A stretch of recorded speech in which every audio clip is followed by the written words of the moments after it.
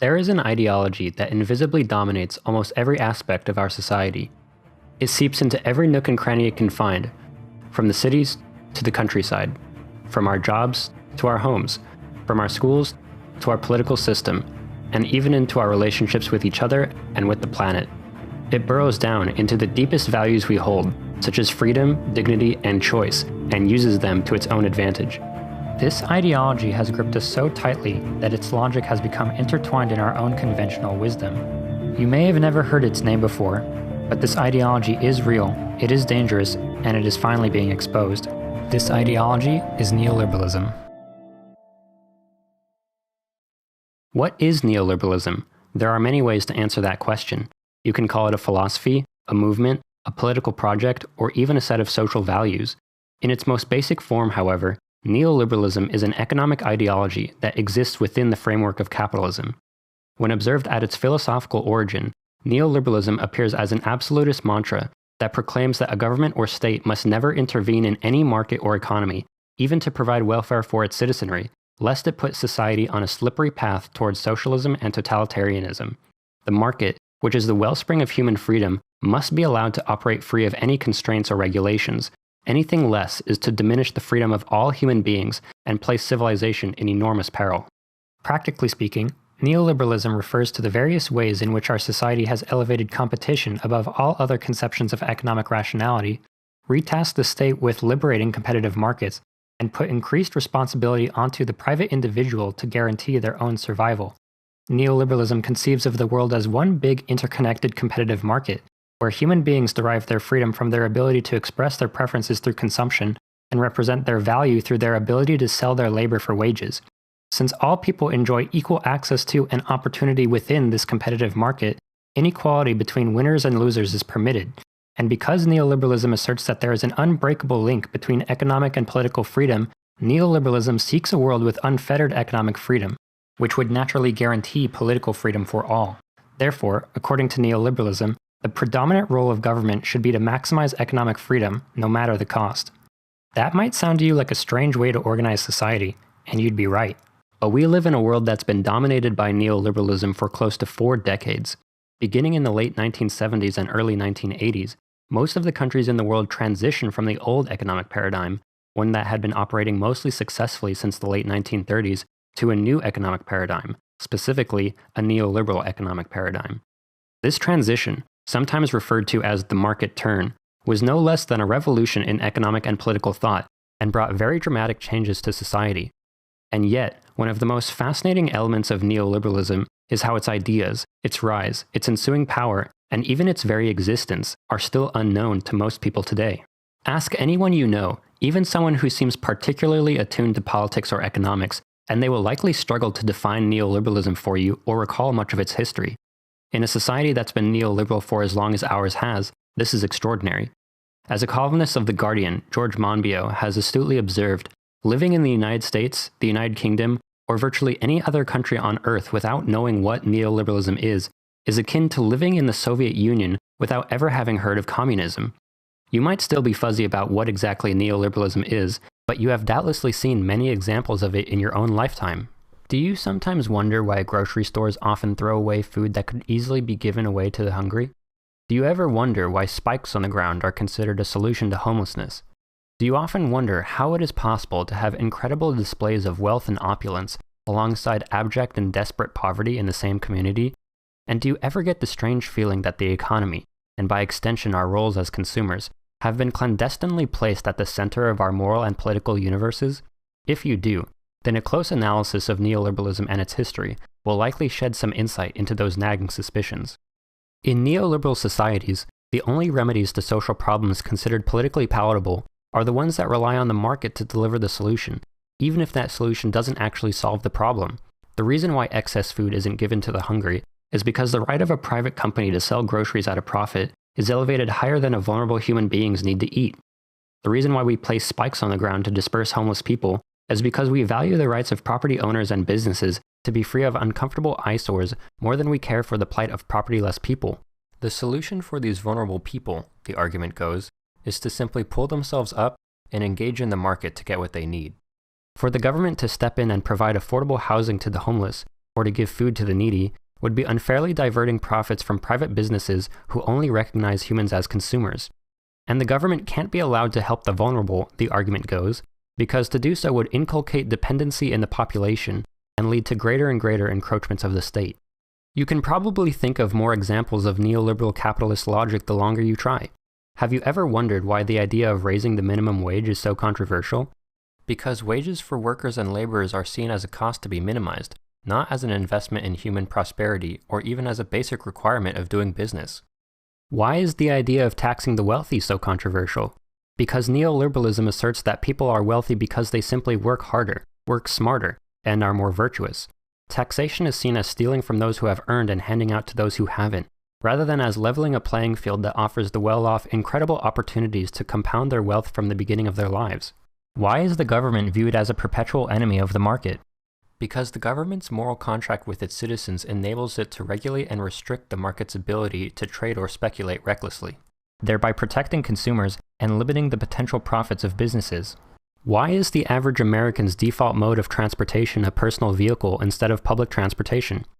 Why don't we have universal healthcare? Or why don't we make internet connectivity a local utility? Why do we allow charter schools and private prisons to exist? Because companies don't want local or federal governments providing cheap, useful services that can be privatized and profited from instead. Why do the wealthiest individuals on the planet own more wealth than billions of other people?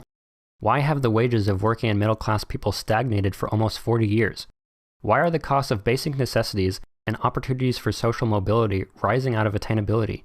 And why are our political systems now approaching complete disorder and unresponsiveness at the same moment that corporate profits and wealth inequality are at their apex in recent history?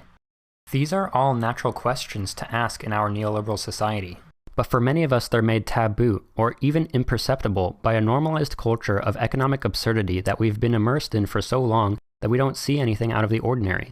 The only way to break this spell is to re-examine our history and recognize how we arrived at our contemporary moment. The rise of neoliberalism in recent history is at once a vast and overwhelmingly complex phenomenon, but also relatively easy to summarize the more you know about it. The problem is, most people have never even heard of the word neoliberalism, and without careful definition, it's even more difficult to see it in the world around you. And before we get started, no, this has nothing to do with partisan affiliation for one party or another.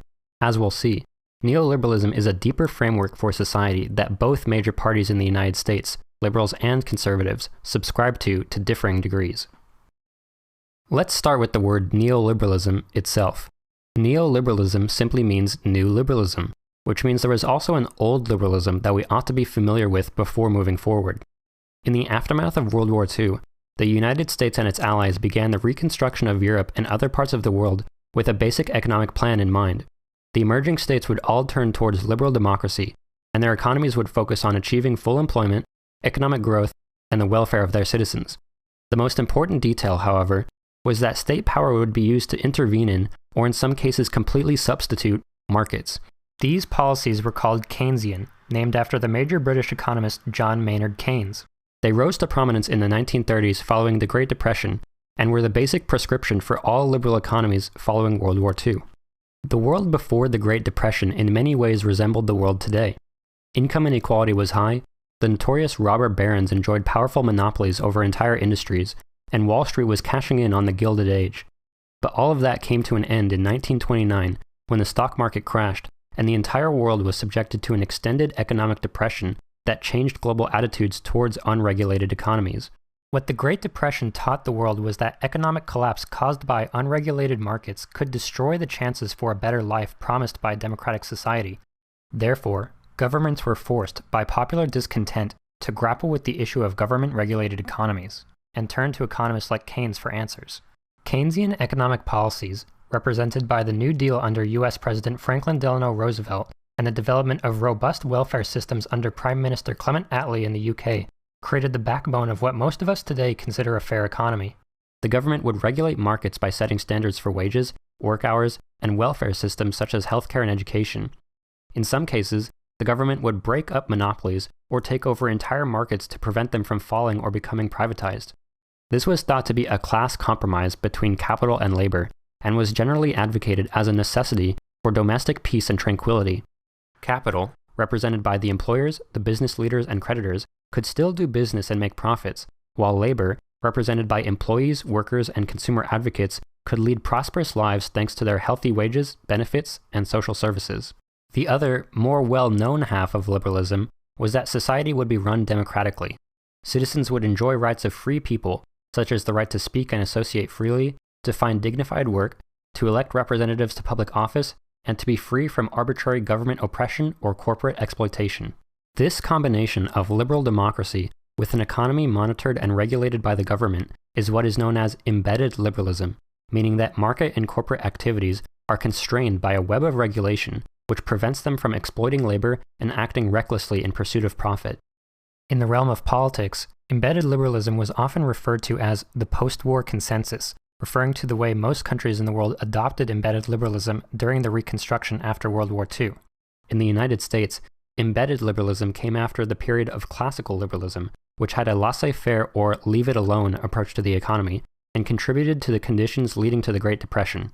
What makes neoliberalism the new liberalism, therefore, is that neoliberalism formally unshackles itself from the government regulations and interventions of embedded liberalism, unleashes the rapid expansion of markets and corporate activity, and undoes the Keynesian safeguard for labor, and with it, the basic guarantee of a decent life for many normal people.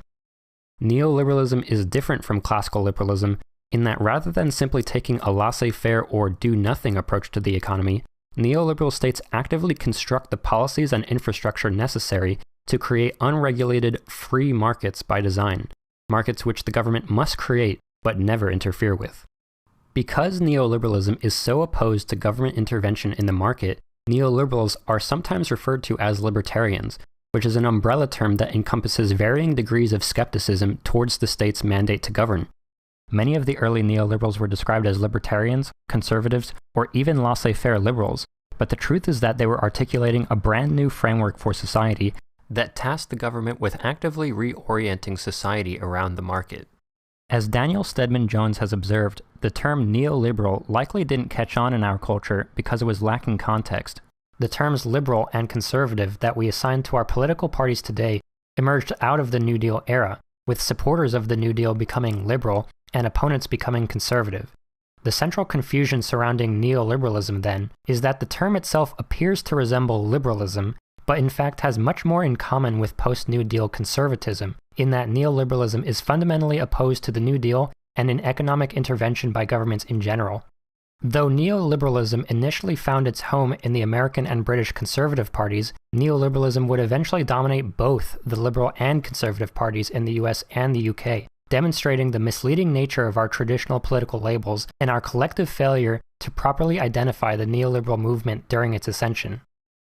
In this multi-part video series, we're going to trace the history of neoliberalism, starting with a close analysis of neoliberal thought and philosophy, a historical reconstruction of the movement pushing for neoliberal policy solutions, witnessing the damage that neoliberalism did to its first victims in the developing world, and then charting the infiltration of neoliberalism into the political systems of the United States and the United Kingdom.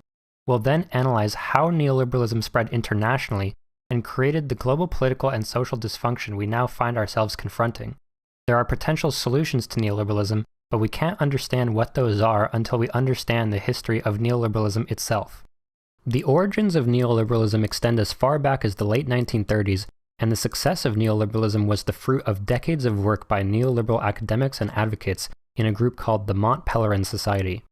From its inception, the Mont Pelerin Society sought to exert covert influence over society and achieve an unassailable neoliberal consensus in the academic and political arenas across the globe, making neoliberalism the invisible ideology that it is today. By producing mountains of neoliberal policy solutions through their transatlantic network of university departments and policy think tanks, these neoliberal thought leaders and businessmen, such as Friedrich Hayek, Ludwig von Mises, Milton Friedman, George Stigler, James Buchanan, Anthony Fisher, Leonard Read, Harold Lunow, and many others, laid the foundation for a counter-revolution against Keynesian embedded liberalism that finally came to fruition almost 50 years later.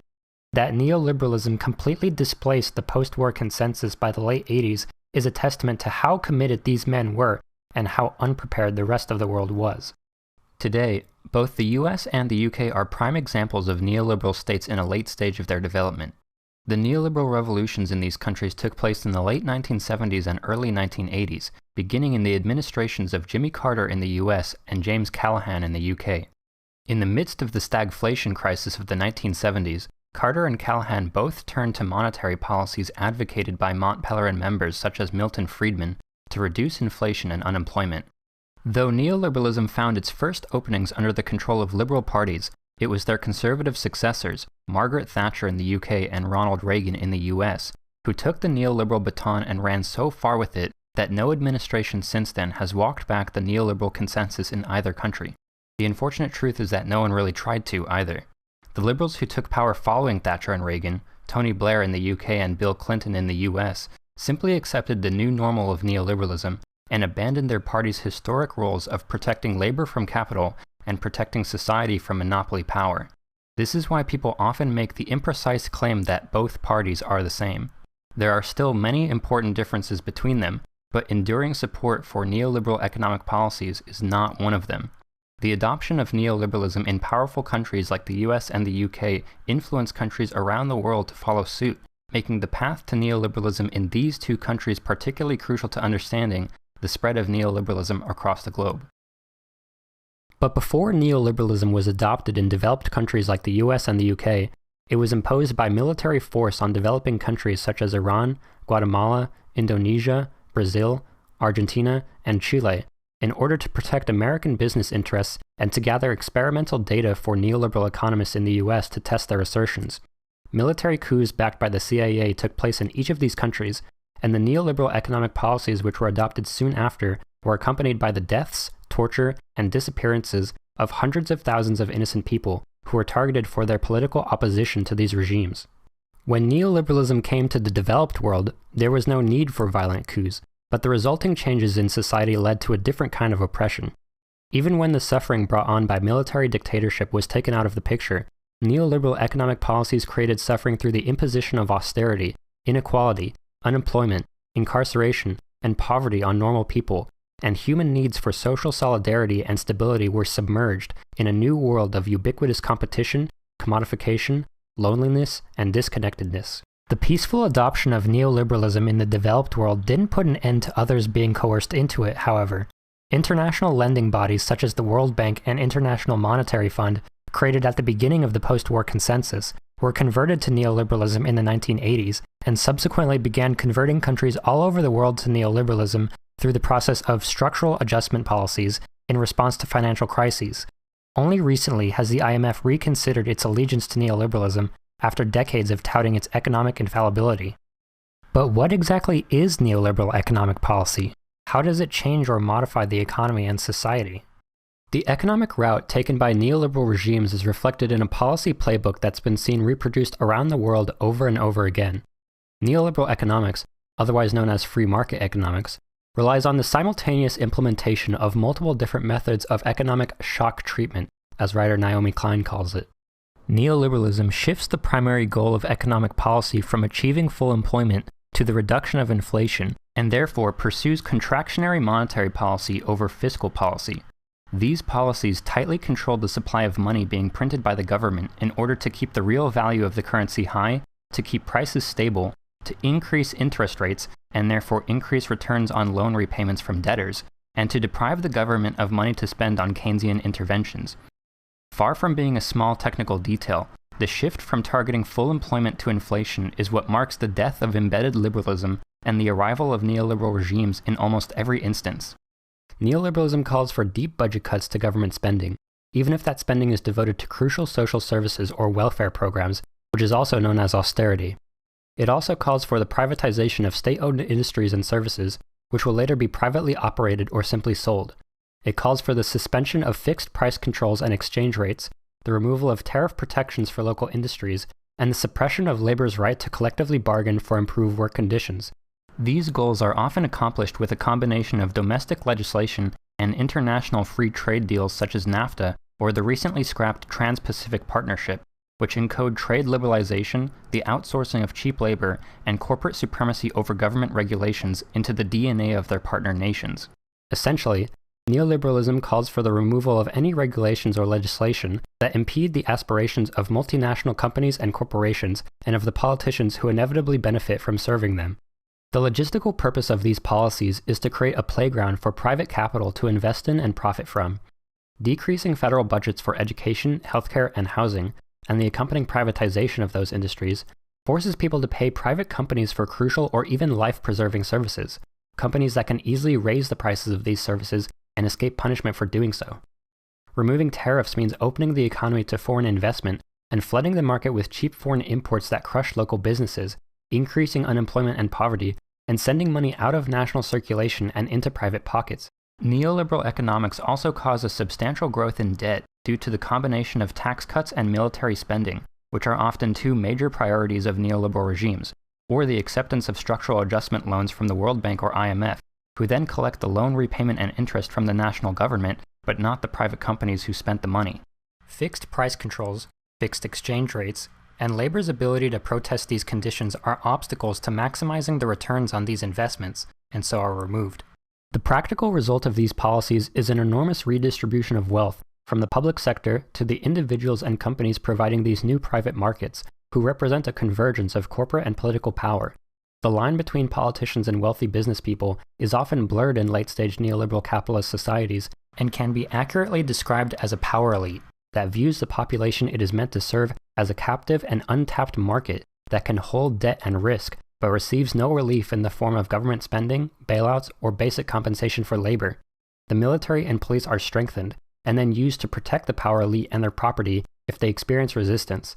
And when these private interests are finished consolidating power, they begin to look for their next global target for deregulation and privatization. These measures are often justified by neoliberal thinkers for their effectiveness at decreasing inflation rates and rapidly increasing global growth and GDP output. But these measurements are not measurements of human flourishing, but merely of economic performance in a global economy that fewer and fewer people are participating in as time goes on. Some neoliberals even claim that their free market policies later led to the emergence of free society in historically oppressed countries around the world, or that the wealth of neoliberalism's primary beneficiaries trickles down to everyone else. And some even characterize the term neoliberalism itself as an epithet devoid of meaning or unrepresentative of neoliberalism's true form. These arguments are deceptive, and history has shown that neoliberals will suffer any human cost to defend the free market from government intervention, which they insist is the only source of human freedom there is. Today, the consequences of decades of neoliberalism in countries around the globe range from soaring inequality, devastating financial meltdowns, deepening political corruption, growing authoritarianism, and even amplification of the effects of climate change. In 2017, the richest 1% of the global population held 50.1% of the world's wealth, while the poorest 50% of the global population held just 1%. The global economy can be said to have technically recovered after the most recent financial crisis in 2008, but upon closer scrutiny it becomes apparent that the large majority of this recovery went to the wealthiest in our society, leaving vast numbers of people in financial precarity or outright poverty. Those responsible for the recession were not punished, but lavishly rewarded. These economic crises are now being compounded by political and cultural crises. Fascist and white nationalist organizing has been revitalized by people dispossessed by decades of neoliberal economics, who have become susceptible to despair, hatred, and authoritarian sloganeering. These movements are given strength by cooperation with wealthy backers who use fascist movements as a vehicle for their own neoliberal policy goals, such as further tax cuts or deregulation. Our federal government, captured by private interests it is meant to regulate, is drowning in dark money and completely unresponsive to popular demands. Barack Obama and Hillary Clinton, who worked to preserve neoliberalism in the Democratic Party, helped create the necessary conditions for the election of Donald Trump, whose victory can be explained by, among many other factors, the failures of the Democratic Party to admit its complicity in the operation of neoliberalism and to construct a party platform explicitly opposed to it. While Trump and the Republicans are arguably more neoliberal than the Democrats, they were able to harness the populist tide born from disdain with the status quo that Clinton and the other neoliberal Democrats represented. Democratic socialist challenger Bernie Sanders could have siphoned that support from Trump, but was denied by the neoliberal wing of the Democratic Party. The Democratic Party, which first flirted with neoliberalism all the way back in the Carter presidency, was left holding the bag of neoliberalism while the most scandalous candidate in history got away with the presidency. In the absence of a strong and uncompromisingly pro-labor and anti-neoliberal alternative, national politics will continue to grow increasingly vicious and unhinged from reality. The standard neoliberal prescriptions of deregulation, privatization, austerity, and incarceration will continue unabated. Our new politics of xenophobia will produce more border walls, travel bans, deportations, gun violence, violent terrorism, racial and ethnic discrimination, and military aggression that will continue to weigh on the lives of everyday people. And global society will continue accelerating towards a world where fortresses of otherworldly wealth seclude themselves from vast wastes of decaying public spaces. And yet, all of these national crises distract us from still more perilous global crises. Earth's global temperatures and the rate of carbon concentration in the atmosphere are being exacerbated by runaway harvesting of enormously profitable yet non-renewable natural resources, threatening the long and short-term habitability of the planet. Rising sea levels threaten to trigger migration crises that will make Syria look like an opening act. On the approaching horizon, technological advancements such as automation and the development of powerful artificial intelligence threaten to blindside societies still struggling with the ancient problems of inequality and poverty, rather than liberate us from our traditional lifestyles. The most frightening consequence of neoliberalism, however, is simply that as we continue to march further into this complicating and confusing morass of crises, unpredictable and unintended catastrophes will occur with greater and greater frequency. I intend to argue that all of these threatening conditions derive from the widespread acceptance of neoliberal economic thought across the world. But how could an ideology based on nothing but ensuring the dominance of markets over government come to envelop the entire world? This video series is the story of that transformation. This is neoliberalism.